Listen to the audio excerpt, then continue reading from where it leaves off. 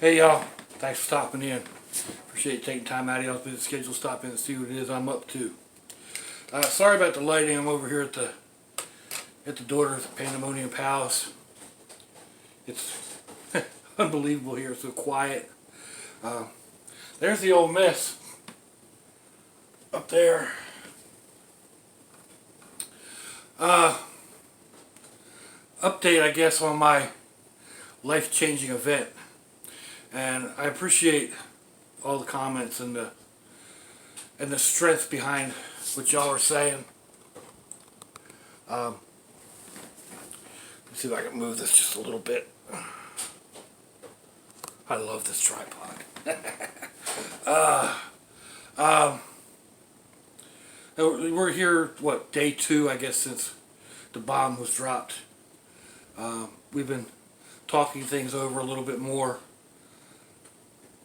Now, my son and my daughter are both out in Idaho at the moment, so of course, you know, it's kind of like a bad time.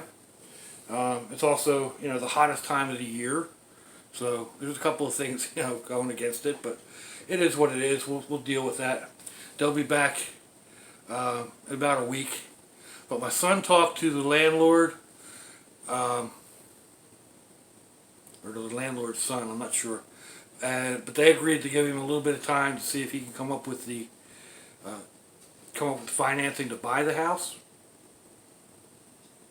I'm not going to hold out a whole lot of hope for that, although that sounds like the best option. It may not be, because if I don't have to move, that means they'll never come over and go through all the old Mrs. stuff and finish up with that. And I'll never go through all my stuff, and yeah. So, and I don't use. There's a blah blah blah blah. Come on, Doc, you can talk. The house is about 1,100 square feet. I don't use that much space. I use the bedroom, my studio room or my chamber of chaos, the bathroom, and the kitchen. So I use about a third of the space, maybe, you know, roughly. So the rest is either storage or, well, my brother's got the one bedroom. So I guess technically I use that one, but it's still only half of the space. So that's option number 1.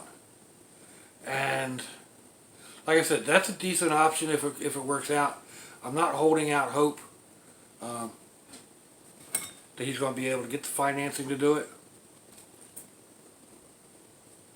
Although he might. And like I said, that would probably be one of the best options all around.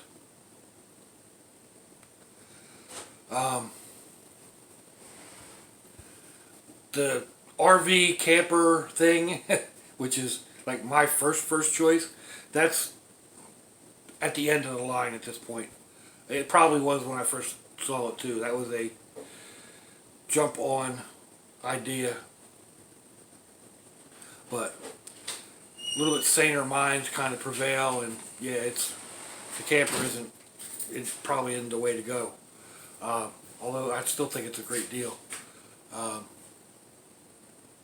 my daughter runs a mobile home park, and she has a unit that my brother and I could both get into, and the rent wouldn't be that difficult to handle.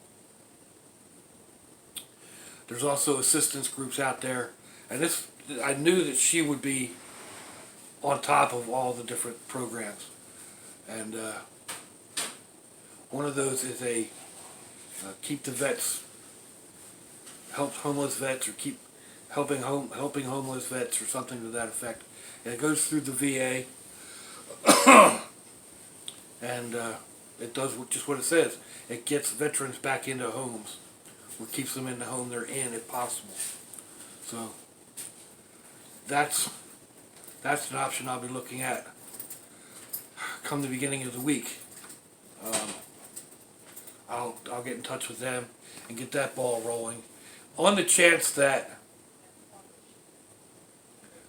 my son can't get the financing on the house. So, I mean, would it be nice to have, $60,000 and just drop down and buy the house? I guess. But, again, there's so much yard that I can't take care of. There's so much house that I don't use. And all I do is clutter it up. Yeah, I enjoy bringing stuff home, tinkering with it a little bit, and then selling it. The extra cash works, you know. But then there's also the stuff that I bring home and then I don't fix and I don't throw back out. So, and I know that's a problem. I'm a pack rat. I totally get that. One of my options is to rent a storage unit and start moving things out. I'm not sure if that's going to be the way to go. If in fact I can move into the trailer, I could just start moving stuff out of the house into the trailer. So I wouldn't need a storage unit for that. But the kids may go ahead and get a storage unit for all their mom stuff that they haven't had a chance to go through and really don't want to go through it right now either. So, but that's on them. And like I said, we're only 2 days into this process. We've got a little bit of time to work with. So, there's that. The other option is one that I also like. That's a small apartment. It's around 455 square feet. It's more of an efficiency apartment. It's in a high rise. I kind of like that idea, especially if I get up on the upper floors. It's a 62 and up type place, so I don't have to worry about people with well, I can't say that. 62 and up, they still play loud music, but they're not usually up at 2 o'clock in the morning or whatever. Although, I am, so I'm sure there's other exceptions to that rule. But it's affordable and it looks cozy. So, excuse me. That's the third option. I think I prefer, the second option, and moving into the trailer park. That'll give my brother another spot to stay, and it just works out, I think, a little better logistically. So, but we'll have to see. And regardless, I need to. I'm moving little bits, starting out. It's overwhelming, like many of you have said. There's 30 years worth of my stuff there. Not just the old Miss. There's still stuff that she's got. My chamber of chaos is packed deep. I'm not even sure what's all under there. There's boxes and boxes of stuff. I have an idea, and I know that there's lots of craft supplies and odds and ends and bits and pieces, and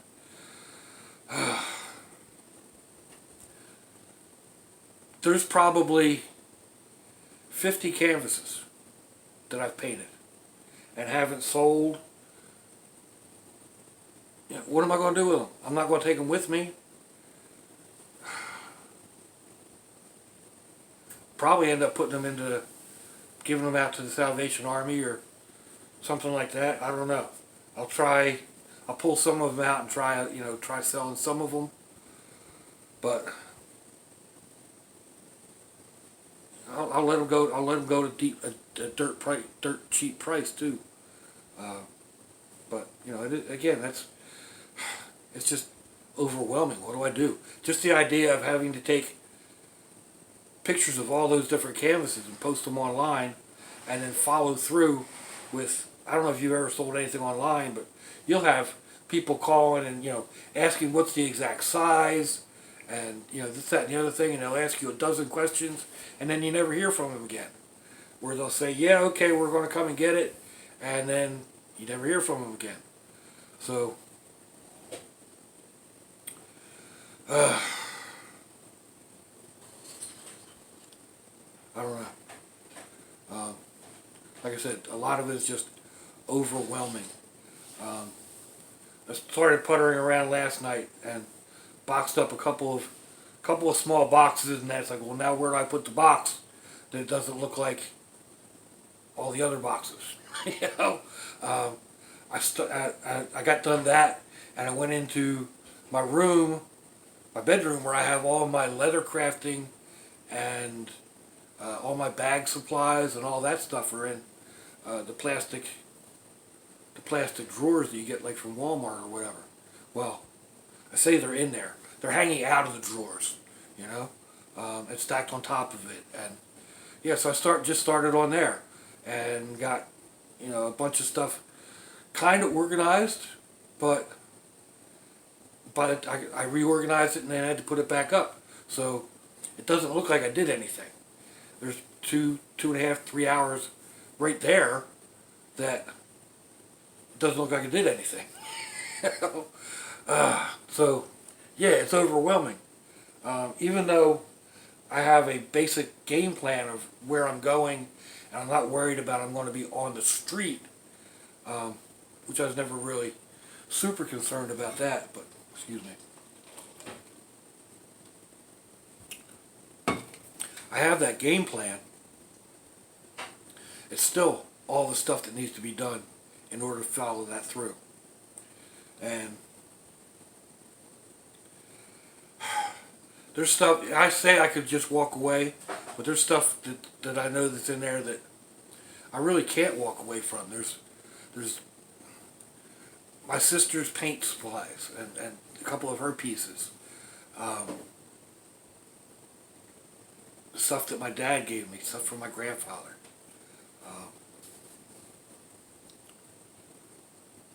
Yeah, there's stuff that, you know, I really don't want to part with if I can help it.